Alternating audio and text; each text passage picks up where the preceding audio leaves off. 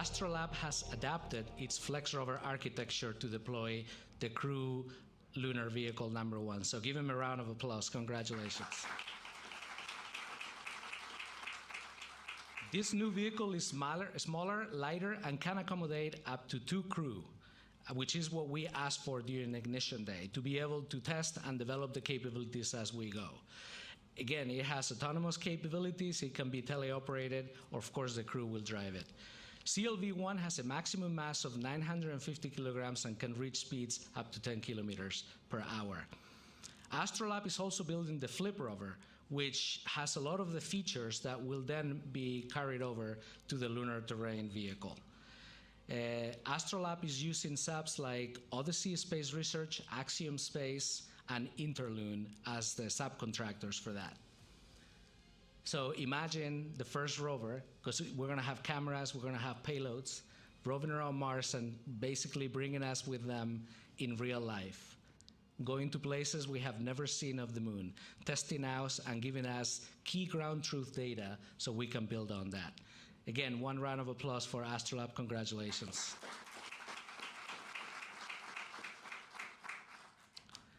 The second LTV provider, which I'm going to announce now, is Lunar Outpost.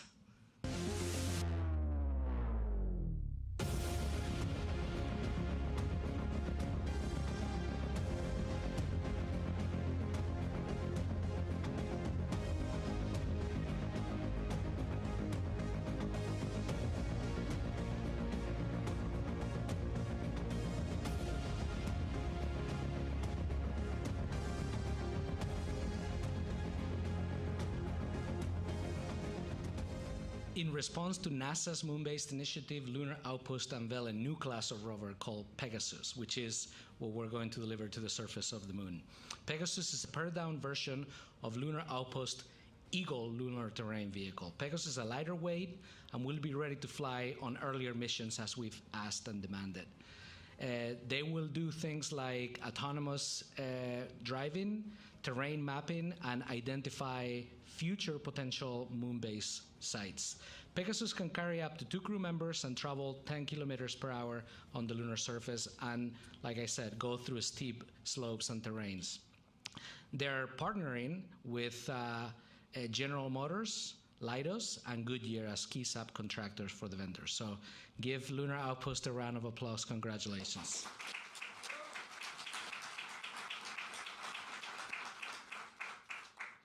These awards are incredibly important to the next steps of phase 1, because we have to be able to move around the surface and start looking and gaining the knowledge we need to build up on the moon base.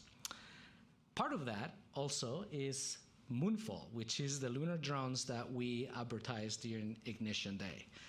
Moonfall is the first lunar drone capability that we're going to have, and it's going to accomplish different objectives. The first is demonstrate the technology. It is going to be the first robotic mobile platform with the range to quickly explore sites interesting at the lunar South Pole.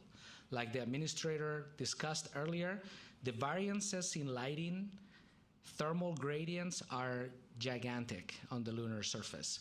And we basically have a range of like 1 meter dedicated information on the different areas we want to go to. So in that 1 meter, if we're wrong, or if we're off a little bit, those ranges of 400 or 500 degrees in temperature can be a key aspect that we need to overcome. So these drones will allow us to go, cover a broader range of areas that we prospect and get background truth. It can demonstrate the ability to take off and land in multiple locations with precision under South Pole lighting conditions and terrain features. Also, it will utilize available electronics so we can develop them quickly and deploy them where we need. One of the key things that we want to put on these drones is survive the night technology.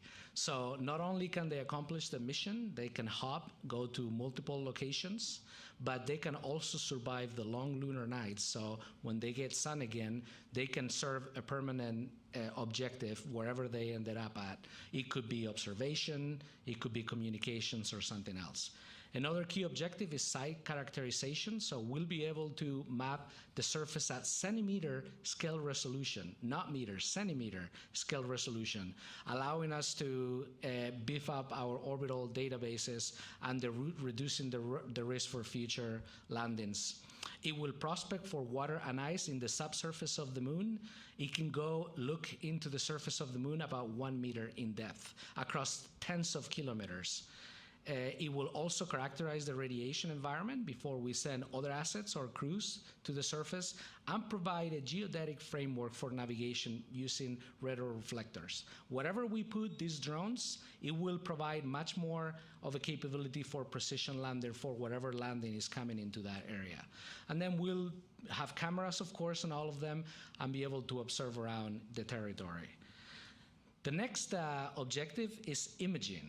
So in the picture that you see on the screen, you have the current capability on the right and what we're going to provide on the left. So high-resolution imagery across all mission phases, including the deployment, the landing, and nominal operations of staying in situ or hopping around.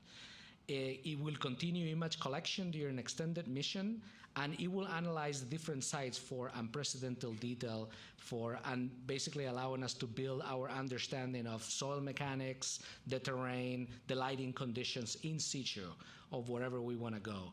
It will help us build a digital terrain map of different landing sites on the moon and prospect moon-based sites. So all of those things are going to be critical for continuing understanding of where we're going. The last part I wanted to talk about that we're hoping to achieve is to establish a moon-based perimeter. With 4 or 3 lunar drones, Moonfall, we're going to be able to basically put them at the corners of the areas where we think we have either key scientific objectives or we want to build up the moon base. And maybe in their final hope, like I said earlier, we can give them a function, potentially be a beacon, provide those retroreflectors to be able to get more precise landing, even be the first lunar cell tower if we choose to do so. By coupling the survive the night technology with different instruments and of course cameras for observation, it'll give us a tremendous capability. And like I said, for phase 1, Moonbase is just a demonstration of capability. We hope this will work out and we'll be able to evolve that capability. I'm picturing the future of Moonbase where we're starting to plan areas where we're going to send the crews or rovers to robotically go to a specific crater or area of interest. We can deploy these drones. Some areas we can even reach with lunar terrain vehicles or rovers. So this could be a critical capability to allow us to get to those objectives. So something has to take the lunar drones, Moonfall, to the surface of the moon. And today we're ready to announce that JPL, our partner developing the Moonfall drones, has selected a carrier spacecraft, and that is Firefly.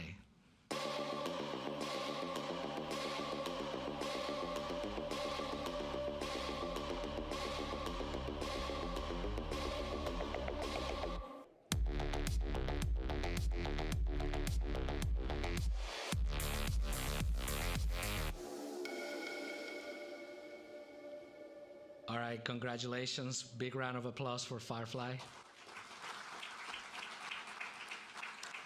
So Firefly is going to build a version of its Elytra dark orbital vehicle for this mission.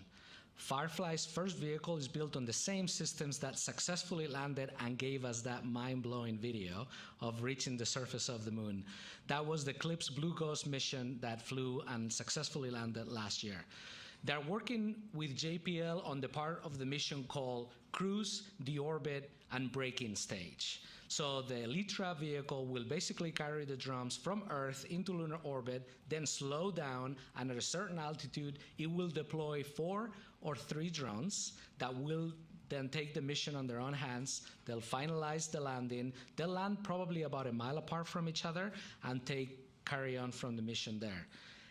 This is a very exciting mission that you can see a picture of the carrier vehicle there. We can't wait to get started and actually see these things deployed. Congratulations, Firefly, and glad to partner with you guys on this. All right, so we're done with the award announcement, so a big round of applause for all of you.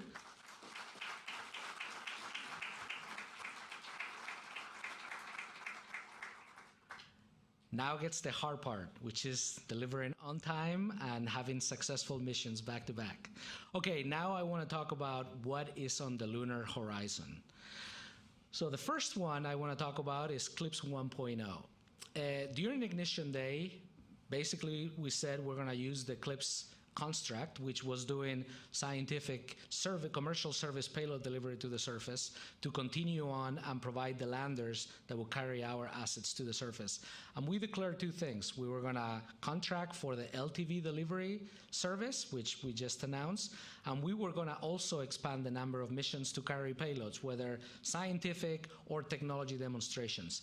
Those announcements are coming back and coming up in June. So stand by for that, and we're going to declare the award winners for several of those missions to add to the Moonbase portfolio. We're also working on additional task orders for low and mid-sized class landers through 1.0 to potentially deliver additional technology demonstration payloads. So all of that is also coming up soon. And then in Ignition Day, we talked about CLIPS 2.0. So 2.0 is really the next generation lunar cargo landers. We are accepting proposals to that June 30th, and early in the fall or even late in the summer of 2026, we'll announce the companies that are eligible to participate on that. And it's going to be a very quick turnaround between making those vendors eligible to when we start contracting those missions. CLIPS 2.0 is built on the successes of CLIPS 1.0, but we're giving ourselves more flexibility. There's going to be ability to do tax orders on end-to-end service. There's going to be ability to basically just buy a lander and be able to couple that with launch service and also technology demonstration payloads, which we may procure or build on our own, and we'll be doing the integration of all of those missions in-house. Again, full end-to-end service, in-house, or a combination of. And we're going to be using that and advertising providers eligible and missions through CLIPS 2.0 with the next generation landers pretty soon in the next coming months. And then one of the things that we were wanting to do pretty fast is basically establish the architecture, set the priorities for the technology that we're going to need in phase 2, and then map that to the tech demonstrations that we need to do in phase 1, all these landers we're just talking about. We've narrowed the field of things that we're interested. There's many things that we need to perform, including survive the night and all of those things, but we really want to focus on developing the mid-size cargo delivery. This is going to be accomplished through CLIPS 2.0.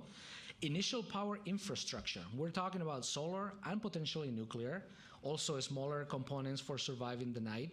We're looking at 2 to 15 kilowatts of power generation, up to 20 kilowatts potentially if it's a nuclear system, and hundreds of kilowatt hours of storage capacity. We're also wanting to explore initial cargo mobility and logistics, which is going to be a huge key element of permanent habitation, and then Pathfinder habitation missions. We have 2 BAAs today across the agency, not just Moonbase, which are soliciting ideas, and we'll be using those to take proposals, not for studies, but actually building hardware. The study is going to be put the thing on the surface, test it out, learn from it, and then actually graduate that to be a permanent part of the architecture. So that work is going on now. Okay, that was a lot. So this wraps up the first Moonbase status, where in just 2 months, we've covered awards for new landers, lunar terrain vehicles, and moonfall carrier spacecraft. Soon, we will be status in progress on the additional landers. Like I said, we'll also be talking about international partner contribution agreements, which we're actively working on. Awards for technology demonstration missions, and the selected companies to build the next generation landers. As Artemis II showed us, literally, we're just a tiny body in this universe. But we're in the business of expanding our horizons, doing the near impossible, building the Moonbase. We're making history together. Thank you very much. And now we're going to transition into the answer questions from the media. So George, back over to you. Thank you.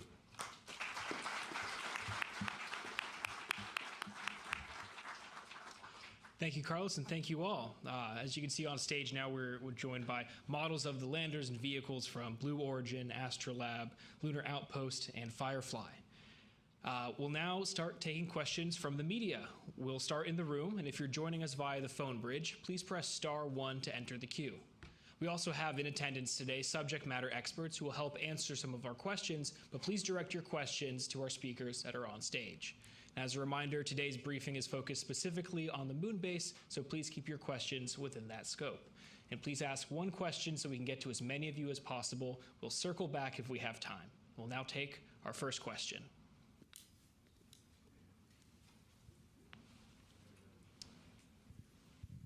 In the front row, yes. You want to hold it? Okay. Hi there, Kristen Fisher with The Endless Void. My question's for Jared. Jared, China has said that it's studying lava tubes as potential sites for future bases. They just put about 28 taikonauts through cave training for about a month. And so my question is are there any discussions taking place right now at NASA about exploring lava tubes, underground lava tubes, as a possible site for a future second base? Or is everything focused squarely on the moon's south pole? Thanks. Well, I would say that we are very focused on the first moon base, but in these conversations, we do discuss that we are aspiring to have a lot of outposts on the lunar surface. And I think cave exploration has been part of, at various times, our own astronaut program training as well. So we certainly see value in that environment. I don't know if you'd like to add anything, Lori. Yeah, I mean, I think you hit on it there. We have actually done a lot of work in the past at looking at caves for being able to protect human crew from radiation, the harsh radiation environment. So certainly there's been a lot of research there, and certainly something that could be part of, as you said, as we start to expand our reach, could be part of that. Yes, in the white. Thank you so much for this briefing. Lenka White with RIA Novosti. It's very interesting. I was curious on international cooperation. Let's say there would be a moon base 4. Are there any talks about possibly cooperating with international partners on ISS-style cooperation on the moon with partners like Roscosmos and others? Thank you so much.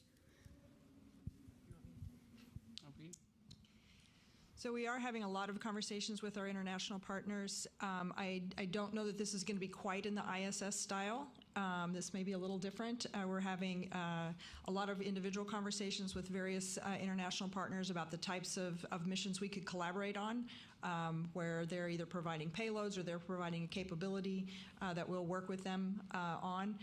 So there's a lot of that discussion ongoing right now. I think there's a lot of excitement with the international community about different ways they can participate and collaborate with NASA on these various missions, from small-scale payloads all the way up through very large systems like the pressurized rover or habitats. So we've got a pretty broad range of conversations ongoing. Yeah, we'll be statusing you on that in upcoming moon-based status mission. Yeah. It's status briefings.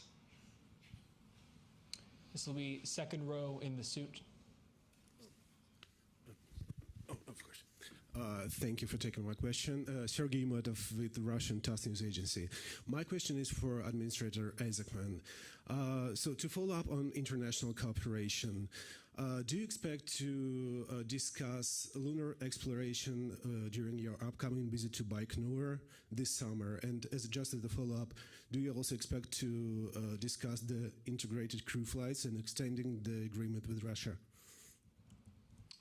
I would say whenever I've had my discussions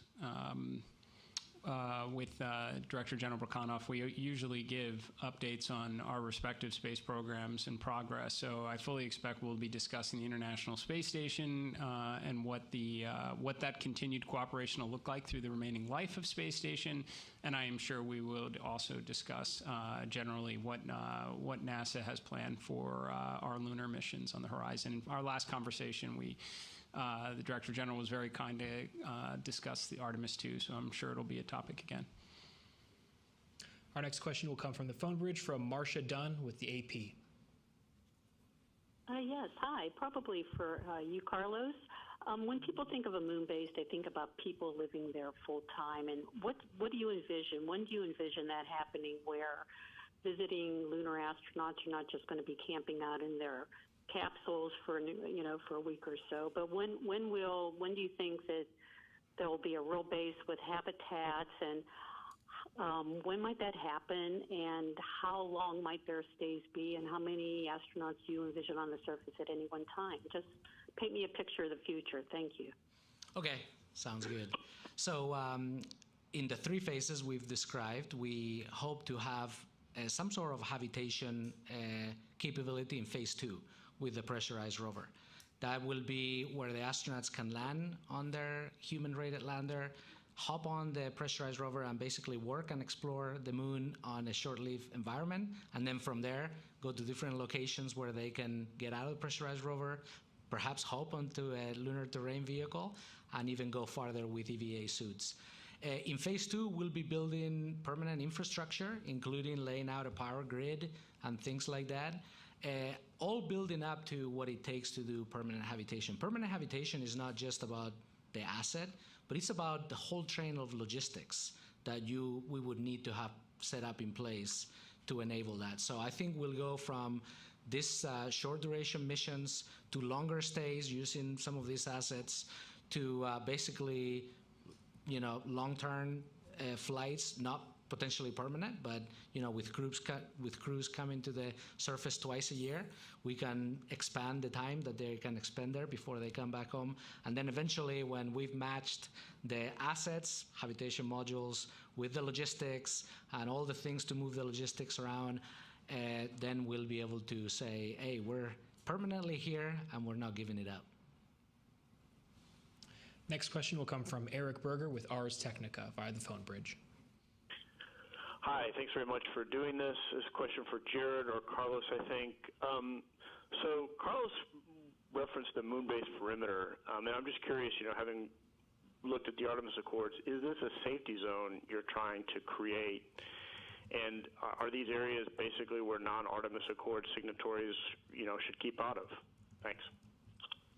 I think it's important for us to get there first, and I mean when I say that, meaning let's get there and actually achieve what we're intending to do with these hopper drones. It is a first of its kind, which is why JPL is tackling this. But I think the idea that there are areas of great interest on the lunar surface, we do want to get there and explore them, and we also obviously want to be very mindful of the Outer Space Treaty, so that we are respectful of other nations that are putting assets on the lunar surface. We would expect that to be reciprocal, but I think that's just one objective of many that the Moonfall drones intend to accomplish, as Carlos discussed. I mean, this is going to be scouting. There's going to be comms on it. There's going to be observation capabilities as the primary objectives of that Moonfall asset. Our next question will be from Will Robinson-Smith with Spaceflight Now via the phone bridge. Hi, everyone, for taking the time to speak with us. Question for Carlos, I suppose.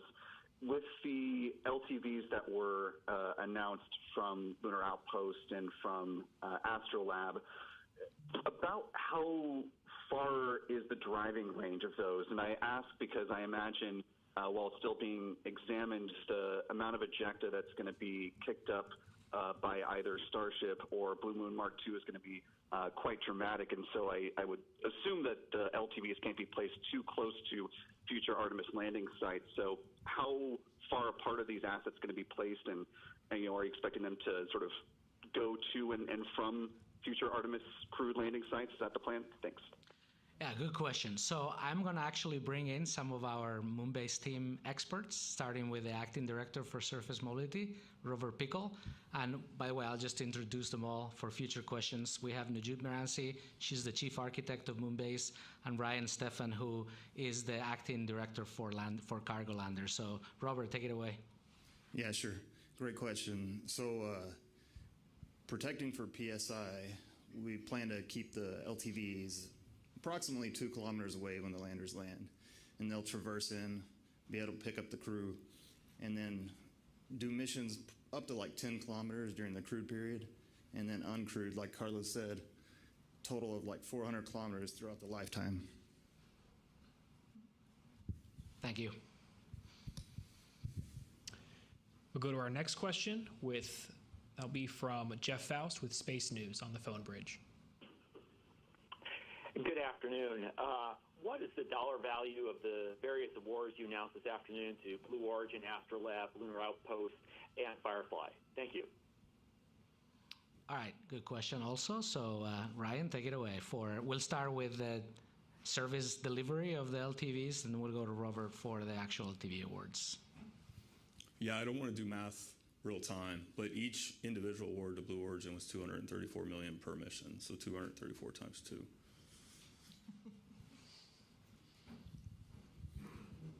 Yeah, and each LTV award was $220 million. All right, thank you. We'll go to our next question in the room in the blue and white tie. Hunter Ryerson from Pirate Wires. For Administrator Isaacman, NASA's made developing the orbital economy a major priority, and as well, an interplanetary civilization doesn't get built by one government alone. How do NASA's moon-based plans contribute to the achievement of these goals? And further, how does Moonbase support future missions to Mars? Great question. First, I think, as I've said many times, it's extremely important to ignite an orbital and ideally a lunar economy. I don't believe that we are going to, have that true kind of spacefaring world we may have imagined as children reading science fiction books if it's perpetually funded by taxpayers. So it is vitally important that we figure out what, generates value either in the unique environment of microgravity or on the lunar surface in excess of the cost that it takes to go into it. I don't have any great answers for you other than we are sending a demand signal that hopefully will reveal it. I've said many times we can't force a lunar economy into existence. I suspect in the years, decades ahead, as we build and operate what's hopefully multiple, let's just say, lunar outposts, that we will uncover something along the way. Having a good, a lunar economy developing would be a nice capability out of all this to realize. But I've said many times, like we could put a demand signal out for, 50, 100 landers like we're procuring today. I couldn't tell you who's going to buy the 51st or the 101st someday if it's other than NASA, but this is at least a step in the right direction. Now, to your point on how does this help us get to Mars, look, to be very clear, that is the primary objective out of this. As I mentioned during my remarks, there's a lot of great things that will come from having a outpost on the moon.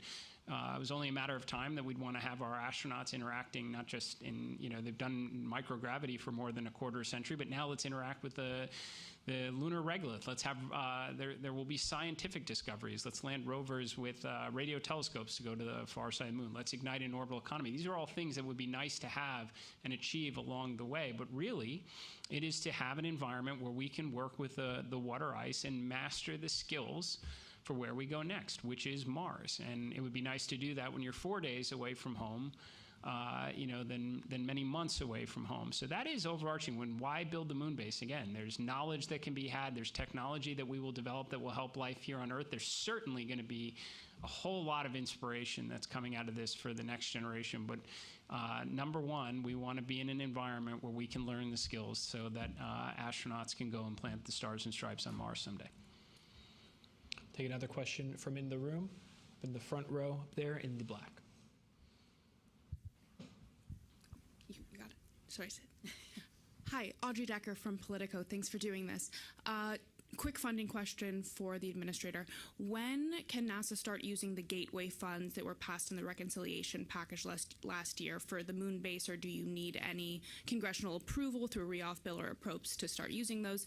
And then more broadly, could NASA provide any more specifics about how it plans to fit all of this into the budget and the increased CLIPS missions? Thanks so much. Sure. Well, I think just as I mentioned during the various budget hearings I attended, in order to achieve the ignition objectives, it's important to look at all of the funding sources. So we obviously have the $10 billion plus up from the Working Family Tax Cut Act. We have the FY26 appropriations, and then we have the 2027 President's budget request, which we believe is more than adequate to meet our exploration goals. In fact, a large portion of the $10 billion was in exploration. And in terms of congressional notification, I'd say generally I think should be pretty apparent there's strong bipartisan support around a moon base. I see pretty regularly congressional leaders coming out and interacting and retweeting with our commentary on it. I think they're all excited for American astronauts and eventually our allies to be on the lunar surface itself as opposed to orbiting above it. And as I mentioned, we've already provided now the notification to Congress as expected for any of the organizational or funding line mechanics that need to be addressed. Our next question will come from the phone from Ken Chang with the New York Times. Hi, thank you. I guess this is for Jared or Carlos. When is the timing for landing the LTVs, and how does it fit in with the Artemis schedules? Before Artemis 4, between Artemis 4 and Artemis 5, or later? Thank you. So certainly we want to have a LTV. We picked both of them in the crewed version of that, even though we can operate them robotically, before the Artemis 4 mission. And we'll certainly try to line it up so that crew has an LTV to go explore around. So it's absolutely an objective. And then we'll, see how the development goes on. But, we plan to have LTVs for the crews coming to the surface of the moon. And again, the LTV strategy, which we signal in Ignition, is that instead of developing one very capable but also complex and putting all of our eggs in that basket, we're going to develop multiple. So this is, if you will, phase one of LTVs. After we test out the two that we just awarded today, we expect to have more opportunities for same vendors or other vendors with more capability and incorporating the lessons learned that we learned through the operations of the two that we have. Yeah, and if I may jump on this, because it hits a couple questions in this room. It talks to the lunar economy, the question about habitability that came up before. When are we going to actually keep astronauts on the moon for some period of time beyond just whatever the lander in itself will support? We are digging up the playbook or dusting off the playbook from the 1960s here at NASA. Like, we are going to get back to this iterative approach of learning. We haven't been on the moon in a very long time. I have no doubt we are going to learn an awful lot from the first couple lunar terrain vehicles, and rather get a few of them on the moon as soon as we possibly can, alongside the first crewed missions. So we can get astronauts interacting with a rover again for the first time in again, more than a half century. And I have no doubt they'll come back and give us feedback that will inform some of the phase 2 LTV awards, where we'll progressively add more capability from things we learn from autonomous functions. You're doing the same thing when it gets to habitability, right? I think clearly, as Carlos mentioned, we were probably going down the path of one extremely exquisite, all-encompassing rover before. That doesn't help stimulate a lunar economy at all. That becomes an all-or-nothing event, nor is it just the right thing to do to learn to get to what should be the ultimate state rover, maybe many years down the road. Same thing is applicable for habitability. Doing lots of landers, demonstrating different capabilities in this incredibly harsh environment is a way you stimulate a lunar economy from all the various commercial players, but it helps us get to the state instead of just trying to drop a single all-encompassing habitation module and hoping it works out. So all of this comes together for an achievable path for mobility, for the astronauts themselves, for logistics, for autonomous operations, for habitation, and for stimulating a lunar economy. Hopefully that all makes sense how it's coming together. Our next question will come from the phone bridge from Irene Klotz with Aviation Week. Thank you. In addition to the time frame of the LTVs, what's the time frame for the JPL Moonfall mission? And I was wondering if the scope or the funding for the newly renamed Moonbase 1 through 3 missions has changed from when those were originally awarded under CLIPS. Thanks. Okay, I'll take that. And I'm going to ask Najud to also jump in if you want to add anything to what I'm going to say. So first of all, the first moon base missions that we've declared. What we were already had on contract. We're doing things a little bit differently with those. We want to make sure that the reliability is there, and we're putting all the resources of NASA, including test facilities if they need them, in play here. So we're not necessarily changing the timeline because we already had a contract with them on when that was going to happen. But we're basically putting all of our assets in play, including experts, facilities, know-how, whatever it takes to make them successfully before they get to fly and when they're flying. So Moonfall is also something that it's a phase 1 asset, so by 28. We're still doing some trades on number of, it's going to be 3 or 4, and what's the pluses or minuses of that. And then I'm going to turn it over to Najud to kind of add on, why that and how these missions maybe interplay with each other. Yes, a lot of the priority for the Moonfall early on is to get them in the locations to do the reconnaissance on the important locations where we want to deploy the rovers, the science, the power systems that will follow. So being able to integrate all these missions across time and adapt the learnings from them is very important as we establish the architecture for Moonbase. And our next question will be from in the room. There in the back in the third row. Hi, I'm Dan Vergano with Scientific American. I'm wondering if there's any update, maybe this is for Lori, on the timing for picking the Artemis 3 landers. There's a lot of Blue Origin landers today. When do you have to make that decision for that Artemis 3 mission that Jared said is a year from now, mid-27? Yeah, we're already moving forward pretty strongly with both Blue Origin and SpaceX on their lander concepts. So we're already moving in that direction with both of them. There's a lot of trade studies ongoing right now just to make sure we've got the mission designs right and the right objectives for those, but we're already moving out. It will be the version that Blue Origin is working on for that mission, yes. Next question in the front row there. Thank you. Hi, my name is Jack Gordon. My question is for everybody, I guess mainly for Jared. I'm just curious what NASA overall has thought about basically astronaut health on the moon. And as we're building the moon base, obviously the goal is going to be to keep people there much longer than 3 days or 4 days or 5 days. I've seen a lot about the infrastructure for exploration and science. I'm curious, has NASA thought yet about, hygiene and health and how the astronauts can actually live on the moon comfortably? Sure. Well, I can open up and then, pass it over to Dr. Glaze. We obviously give a lot of thought to this. I would say in terms of like the human physiology, keeping people alive for 9 months, or even we've had longer durations on the International Space Station in microgravity is about as tough as it gets. And we've been learning in that environment for 25 years.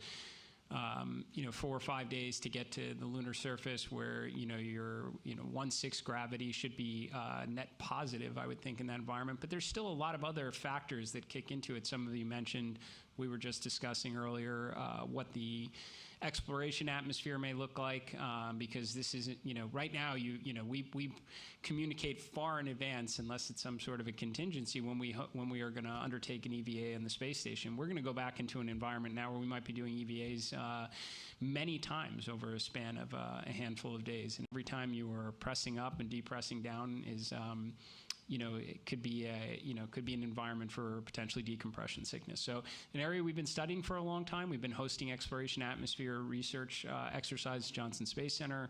I think that's one example of many that we're giving thought to into this new environment, or an environment we haven't been in a long time, that we're putting our astronauts into.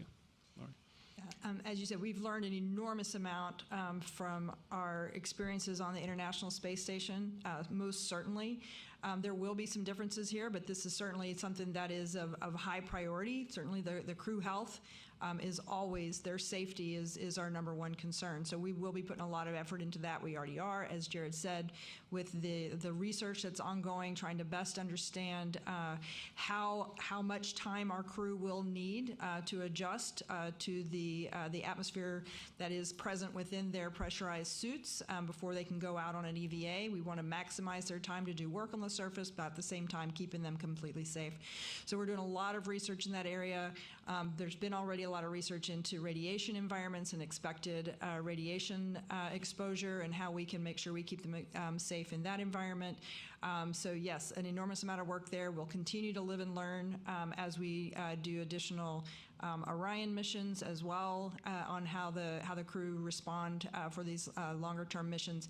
In one sense, one thing we learned a lot from Artemis 2 is just the cadence of activities. As Jared says, for a lunar surface mission, you'll probably have multiple EVAs in a shorter period of time. When we have a week or two on the surface, it's not the same as having months on the station, so we may have to have a faster cadence, and that's going to mean working very closely with our friends in flight operations, with the chief medical officers to make sure that we are keeping them safe, but being able to maximize the return on the mission. Thank you. In the back in the light blue. Thank you. Marcia Smith, spacepolicyonline.com. You've talked a lot about what you're going to be doing on the surface. Can you talk a bit about what kind of a robust communications network you're going to be building for around the moon? And will NASA be awarding contracts for that, or are you expecting industry to do that? Do you want to speak? I'll take that. So we already have one contract already in place to start providing the initial communications back from the moon. We actually want to expand that to provide navigation, pointing, clock, timing, and observation capabilities. Since we're going to be having a moon base, we definitely want to see what's going on in very detail from the assets on the ground and from the assets on top. So that's the first constellation. We're actually envisioning more than one. So we're exploring it. The first one was kind of more traditional type of requirements. We're exploring how we can be more flexible and allow for industry to be innovative and give us the maximum capability. We're going to have so many assets on the surface. We want to look at what's happening real time for all of them. So the amount of bandwidth requirements and needs is going to be high. So there's also interest in international partners to potentially provide some. So we will make that determination on how many and when coming up pretty soon, but we already have one. Certainly know we're going to have two. We'll be soliciting for that in the near future, and then we'll go from there. And certainly the first one focused on comm, the rest multi-use. We have time for one more question, and that'll come from the phone bridge from Mike Wall with space.com. Thank you all. This one's for Carlos. Like you said in that sort of phase 3 vision for the moon base, it's going to cover several hundred square miles. I'm just wondering, what does that look like? Are those just where the far-flung assets will be spaced out? That's what counts as covering hundreds of square miles? Or do you anticipate like having habitation modules just kind of peppered in with that? And what's the advantage of having such an extensive kind of far-flung lunar base with such far-flung assets? Great question for our chief architect. Yeah, so I think there's a very important point about the moon, which is there's no one spot that does all the exploration objectives. There's no one spot that covers all the science, all the technology, all the habitation needs of the surface. And even within the local area, you have to consider the terrain. So you'll have the habitats on the tops of the hills where they get sunlight. Power systems, nuclear systems need to be a kilometer or more away for the radiation protection. So all of these things, when you start putting them together, end up sprawling a little bit more like a city as you start building it out. And so to then have power in remote areas where you might be doing your in situ resource utilization, the aggregate mining, looking for water ice, or science operations in a different location. So it is to accomplish all that is before us requires a significant amount of distribution of assets, capabilities, and systems to do the things we're looking to do on the moon, to do the exploration and return that benefit to humanity. Yeah, and great answer. Thank you. The only thing I'll add is it's been very starking to me how little we know from what we want to accomplish. We're going to want to explore different sites to really maximize the mix of scientific objectives and viability of a permanent presence, a permanent lunar base. And by phase 3, we may end up with different locations where we want to have some kind of habitation capability. So all of that we don't want to necessarily declare now. We want to learn, we want to experiment, and we're going to build on the knowledge to start establishing the key infrastructure where we think we're going to work. Thank you. That concludes today's news conference. Thank you to all the media who joined us and for your continued coverage of America's establishment of humanity's first lunar outpost. As a reminder, you can follow along with the missions at nasa.gov/moonbase. Thank you, and we'll see you next time.